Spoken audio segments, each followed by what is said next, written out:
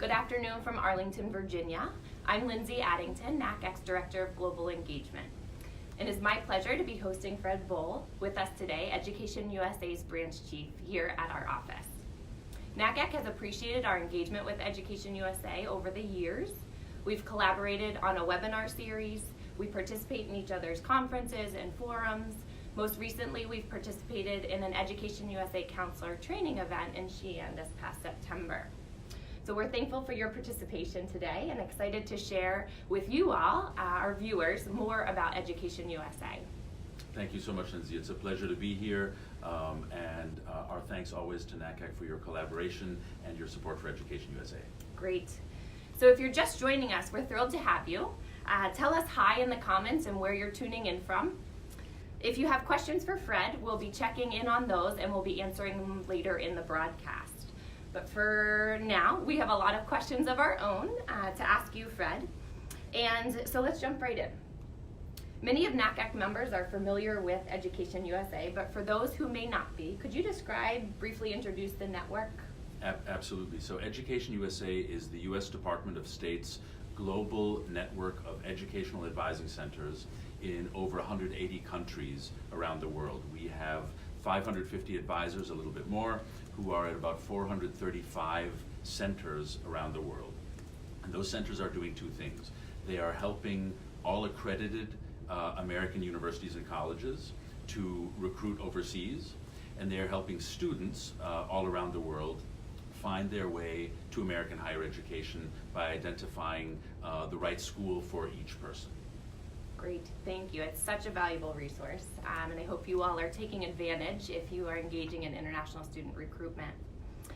Over the past few years, international student enrollment at U.S. colleges and universities has been a mixed picture, with some institutions seeing growth in their enrollment, while many others have seen a flat or kind of declining enrollment. Education USA funds the Open Doors research which tracks these trends, and I wonder if you could just speak briefly about what you all are seeing and what we're witnessing as U.S. higher education. Absolutely. It's of course something we track very carefully, and we do fund the Open Doors report, the Department of State and Education USA specifically, because it is in the public interest to be able to follow these figures and support U.S. higher education this Definitely. way. So the United States is still the top host destination for international students. There are over 1 million students studying in the United States, and this is the third consecutive year that we've hosted over 1 million students. That said, in the 2015-16 academic year, we began to notice in Open Doors a flattening trend in the number of overall students coming to study in the United States. And last year we also saw a drop in new enrollments of a little more than 6%. Of international students coming to study in the United States. What we can tell from the research, there's always an additional survey that goes out at the time that Open Doors is, when the study goes out. What we can tell is that there are various factors that are contributing to this. 44% of schools still told us that their numbers are increasing, but we know that other schools' numbers are decreasing. So you have varied experiences with different kinds of institutions experiencing different things.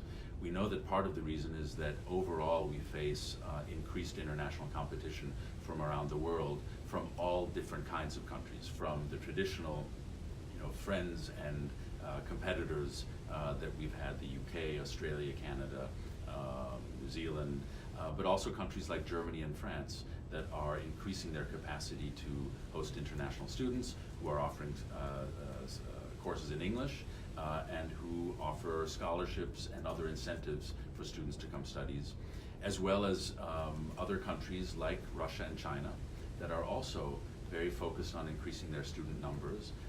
China, for example, now hosts more African students, about 50,000, than we do in the United States. We host about 40,000. So, and Russia also has a concrete plan to increase their student numbers as part of their outreach around the world. And this is something that, of course, changes the overall number of international students grew hugely. So between 2001 and 2017, numbers went from about 2.1 million to 4.6 million globally mobile students. So you have, huge growth in that pool of students. The US's percentage of numbers went from about 28% to 24%. So we held steady, but we lost a little bit of ground. And so this is something that we, as a sector, have to be very conscious of, and that, you know, when we think about what our centers are doing around the world, it's focused on making sure that we are empowering American higher education to be out there to recruit efficiently, that we're giving you the resources. I should add, most of our services are free. We are the Department of State, right? We're a public entity.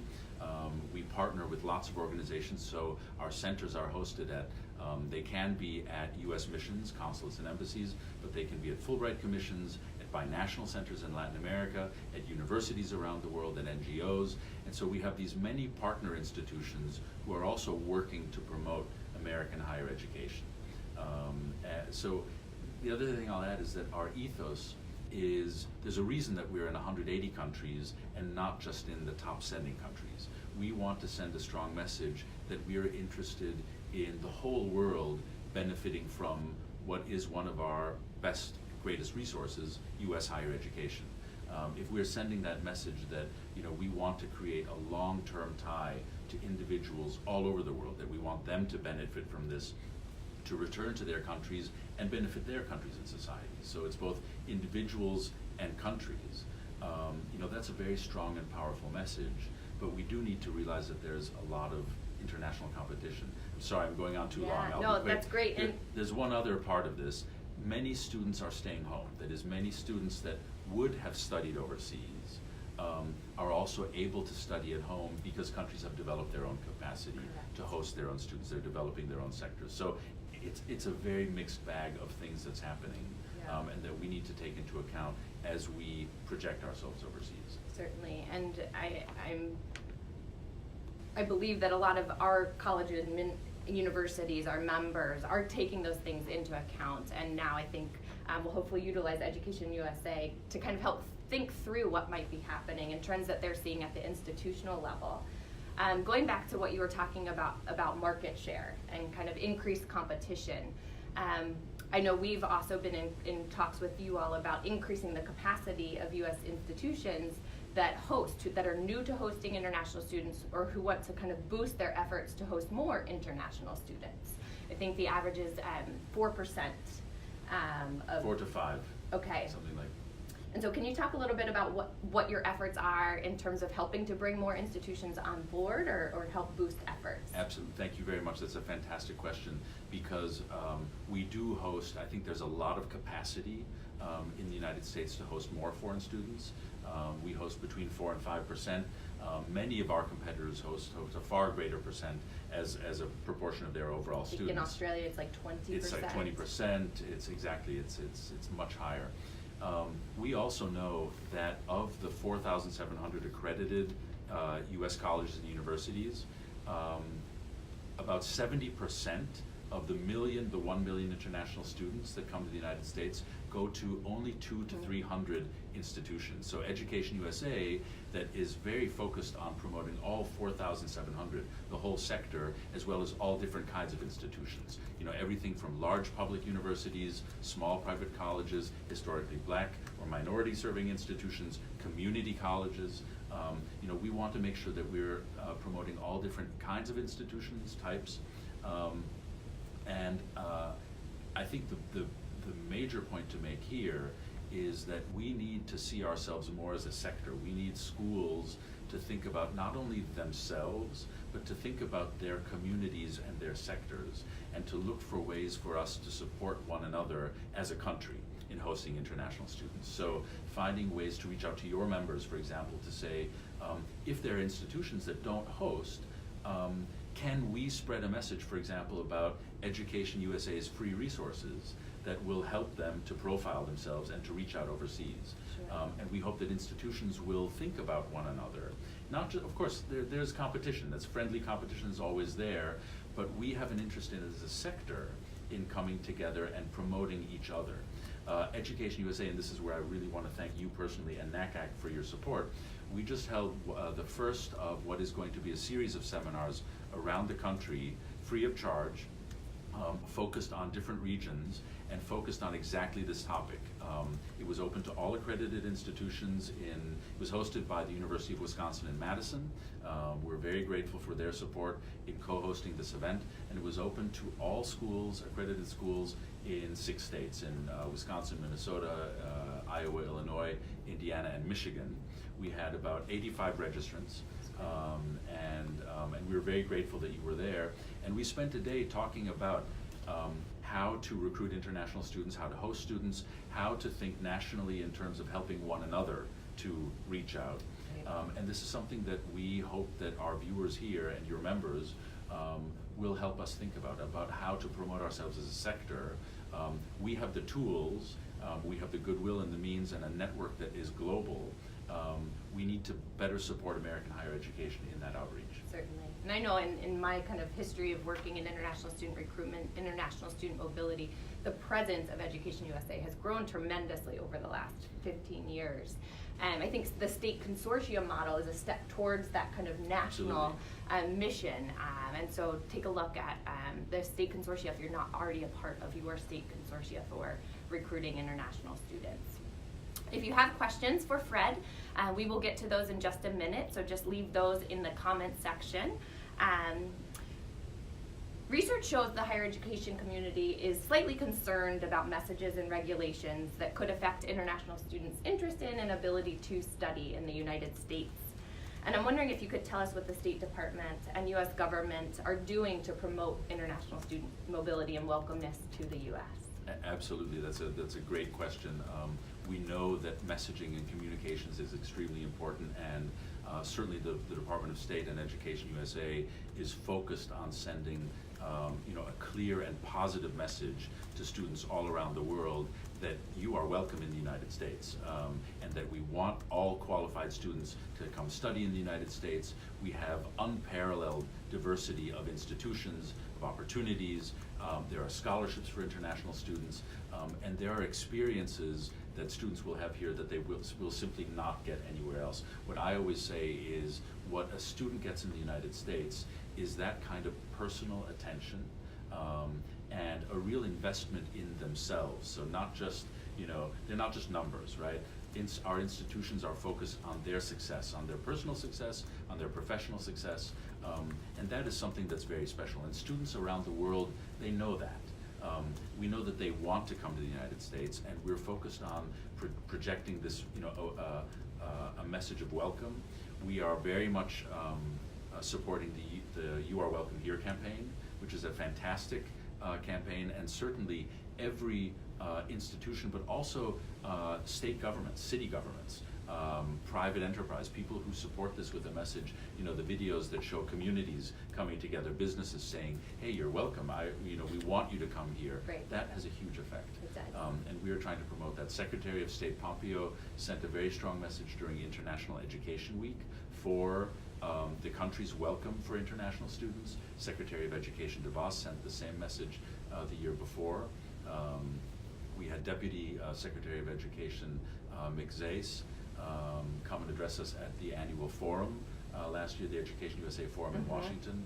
And so we're focused on promoting those messages, on dispelling myths, on talking about safety, because of course we know that students are concerned about different things in different parts of the world. And one thing that we have to be aware of is not just students, it's their parents. We need to be able to reach out to parents, right, and with the right kind of message. So our advisors around the world and regional coordinators can tell you what students are concerned about in a given place, what parents are concerned about, and how to talk about those issues. Great. It's one thing in the Middle East and one thing in Latin America. Right. We are, to get back to things that we are doing to try and help schools reach out, we have a yearly series of webinars that is focused purely on higher education. We did the first one 2 days ago with our regional educational advising coordinators, Karen Bauer and Melissa Deschamps from the Middle East and North Africa, one based in Dubai, the other based in Qatar, and our program officer, Kelsey Ward, who are all experts in the Middle East. And our aim is to be able to allow you to ask questions of them and for them to give recruiting tips what's special about the region, where are there opportunities, how do you reach out, how do you take an advantage of Education USA centers, what can you do to reach out. Again, they're free, it's free, and we want schools to ask us the hard questions. Yeah. We'll tell everybody the same thing, and that's something that we're really focused on. So those kinds of events help schools kind of target their outreach and figure out, what are concerns and what is messaging that will help us reach out.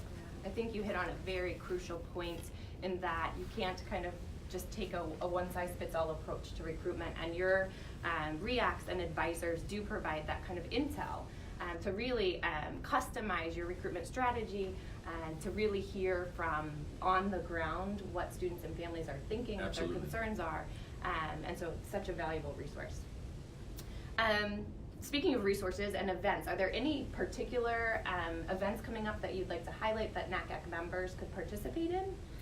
Absolutely. There are two in particular. One, registration is closed, but I'm going to mention that our Southeast Asia Fair is taking place in 8 countries in Southeast Asia. We have record attendance, and of course many of your members are coming. I would say in general, on our website, there's a list of all the fairs that are happening around the world at any given time. Look at them in advance. We only cover costs, so our aim is to be attractive and feasible for your members to take advantage of, but you need to register in advance. Our registration is closed, and it really got full in I think in most places. That'll happen again next year, okay. And there are lots of fairs coming up all around the world. We have our Middle East and North Africa Regional Forum that is taking place in Casablanca, Morocco, from the 26th to the 28th of March. Registration is still open for that. I think it's $800 for higher education institutions to participate. And that is where we bring all our advisors from across the region, from all of the Middle East and North Africa, together with U.S. higher education. And we have an opportunity to discuss in depth how to recruit in that region, how to reach out in specific countries, what the different issues are, what resources schools can take advantage of, government scholarships. So there's a lot of information that comes together between schools and our advisors. It will be followed by a fair in Tangiers on the 30th of March that we're also putting on, so to piggyback on the fair, Sure. Which is a way specifically to reach out in Morocco. So schools that are planning to attend that can piggyback on the fair and then think about other recruitment opportunities throughout the region, or because it's in Morocco, it's an easy jump both to sub-Saharan Africa as well as to Europe. So we're trying to be strategic in where we locate fairs, time them, and to link them to schools' own timetables. Great. So those are 2 events that I would highlight. Wonderful. Thank you. And I believe we have resources in the comments section as well on those events. We'll pause now. We have a few questions, and you mentioned kind of financial aid and scholarships. And of course, that's a huge concern as counselors and universities strategize about how to reach the best fit international students and to diversify. And one of our viewers has asked, how can we find merit-based scholarship information? Do your advisors provide information on that? So yes, they will provide information, and for schools that have scholarships, you can advertise them on our website. You can put them, we have a special, and it's not just scholarships, it's also resources. So anything that an accredited U.S. college or university does for an international student, you can put that on our website as a way for students to find you. So for example, certain schools will offer in-state tuition to students from certain countries. You can put that on our website. You can put scholarship opportunities. In terms of, your viewer might be talking about foreign government scholarships that then allow students to come to the United States. That is something our advisors absolutely know about. In our global guide, so we have put all of our our material to help schools recruit on the public-facing side of our website. So our global guide, which is an annual publication, such a great resource. It is a great resource with lots of tips about specific countries. It's divided into all world regions. That has a lot of scholarship information, but it also helps you contact our centers. We have fact sheets on every country in the world that you can download, and again, they have a lot of information about foreign government scholarships, about lots of opportunities, and about what the recruiting landscape is like in a given country. You can download those or simply consult them, but those are ways, and then of course on our website, you can simply access, you can reach out to a center and ask and say, I'm interested in coming to India. I'm going to be in 3 cities. How would you recommend I put my trip together, and what are resources that you could connect me with locally in terms of schools? Many American universities are looking for partnerships. That's something that we're very focused on and can help schools with, and looking for scholarship information, and what are government contacts that I could make. Great. Wonderful resources again. We have another question. How can I help students be placed at appropriate universities? This particular viewer finds it difficult to contact the right international officer and get the right information. At the university? At the university, I believe, yeah. So that, of course, varies greatly from institution to institution. Our advisors do their best, to give students the resources to do the research, right? So what they're doing is, we're never telling a student where to go. We're saying, we want you to find the school that is the right fit for you, right? Where you have the greatest chance of success, however you define success professionally, personally, institutionally.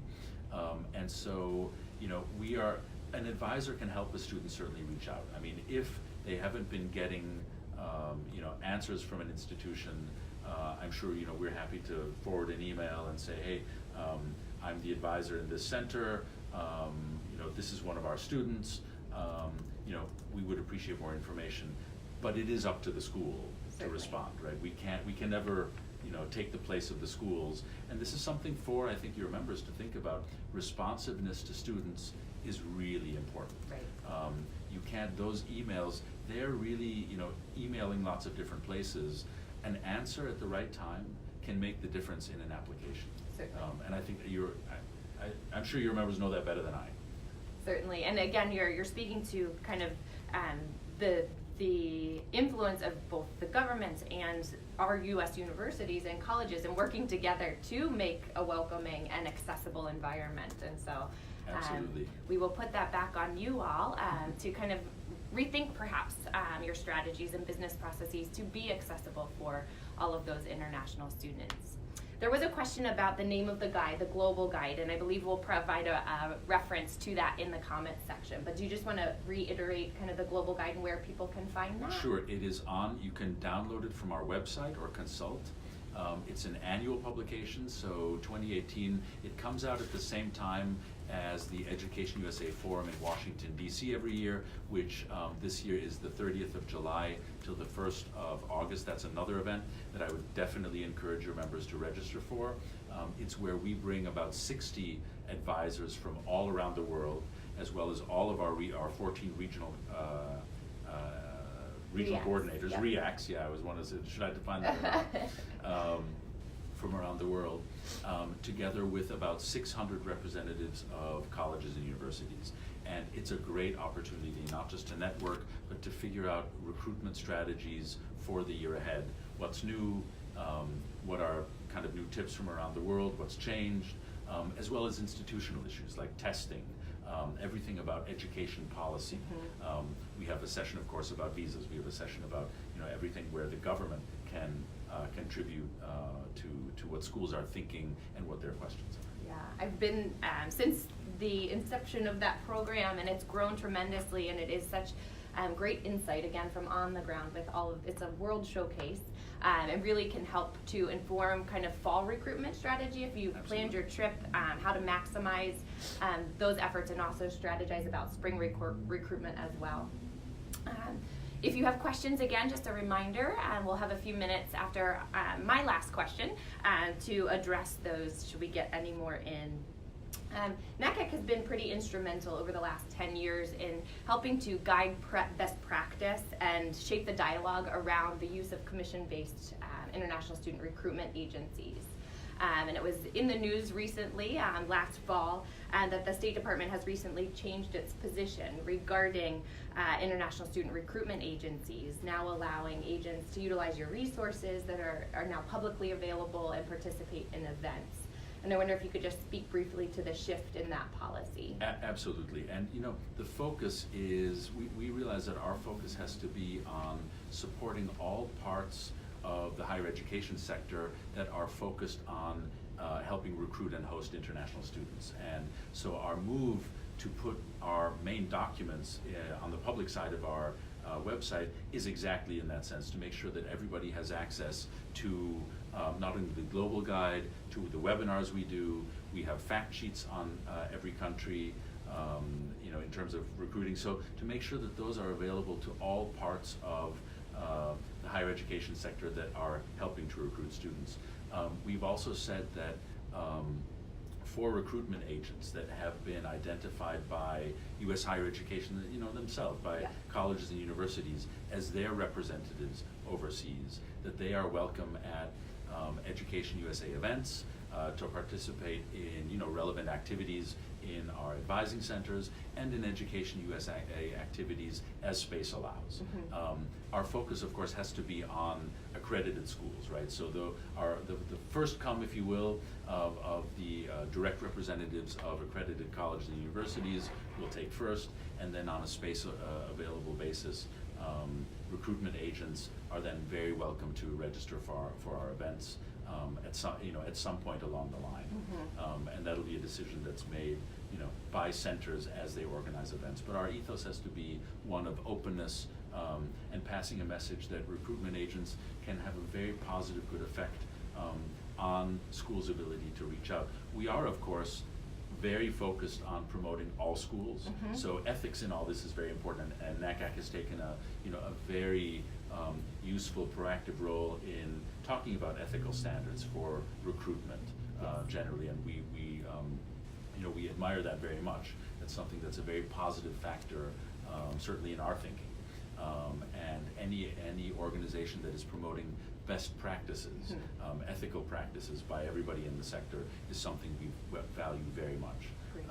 So we're looking, definitely we want to make sure that we're still promoting all schools, accredited schools, and that we're also promoting students' interests, right? That we're focused in whatever we do on ensuring that it's the right fit for the student, right? We want students not just to come and go to a directed place, but to a place where they will succeed. Right. And again, you speak to the value of the fact that institutions who do choose to partner with commissioned agents, if they're vetted well and supported well, it can be a very valuable partnership to extend a university's reach and to engage locally with a very critical population of students that may not have access to college counseling on the ground. Thank you for clarifying that shift. Absolutely. We have received another question. What advice do you have for schools that have to recruit from home due to a lack of travel budget? That's a great question, and I would say that is where EducationUSA can help you a lot, because of course each school has to come up with a recruitment strategy, right? We can help in that. We can give you lots of information. We're also never going to tell you, just like we won't tell a student, where she should go to school, we won't tell a school you should go recruit in Bolivia or Brazil or whatever. But we'll give you as much information as we can to help you make that decision. And so certainly sending materials to targeted centers, inviting our advisors to visit your campus. So we have campus visit opportunities that you can also do in partnership with many other universities. So we bring our advisors to the United States about 10 times a year. Not all of them, but so for example, we will attend many conferences, the NACAC conference, right? Where we bring advisors and REACs. And as part of that, we will send them to schools that have invited to host them. So advisors will then go, and you can do this as a partnership. So for example, and we actually require this, so we require any host school to put together a proposal that would take advisors to different types of campuses to see a big public university, a small private college, a minority serving institution, a community college. And so you could host advisors. That's the best way for them to get to know you, and a pretty cost-effective way.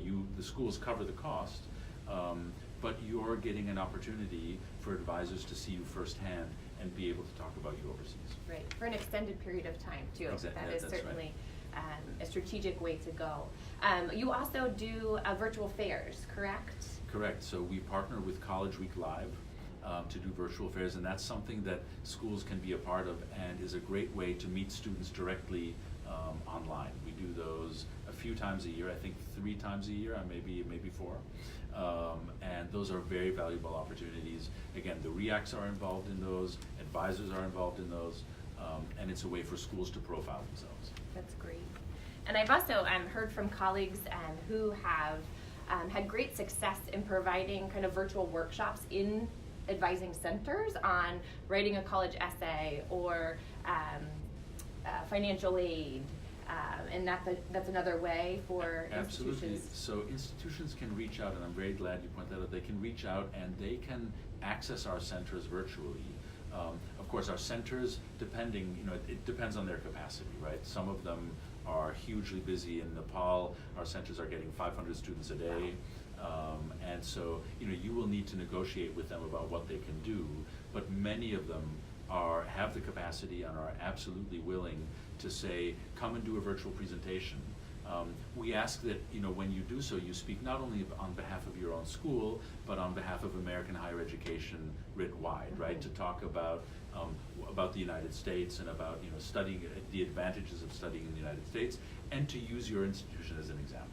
That's great.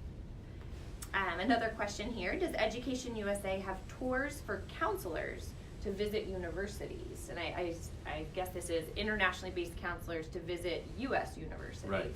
So that's an excellent question. We do not currently, but it is something, engagement with especially high school counselors is something that we are very focused on and that we realize has to be an area of focus for us in many parts of the world, because counselors are so crucial in the decision students make in choosing where they're going to go. If they're going to come to the United States, go to Britain, many different things. And so we are looking for ways to reach out to counselors. We don't have organized tours per se, but we are trying to think out of the box along this. Great, and I'll just mention that around NACAC's annual conference as well as International ACAC's annual conferences, there's tours built around both of those programs that you can look into taking advantage of. Excellent, excellent. Yeah, wonderful. Well, I think if we have no more questions, I want to thank you again for sharing your expertise and experience with the NACAC viewing audience, and thank you all for joining in today. Again, take a look at the comments to check out all of the valuable resources that were referenced in our conversation today. And with that, we'll sign off from Arlington, Virginia. Have a good afternoon. Thank you so much, Lindsay. Thanks, Fred. Thanks.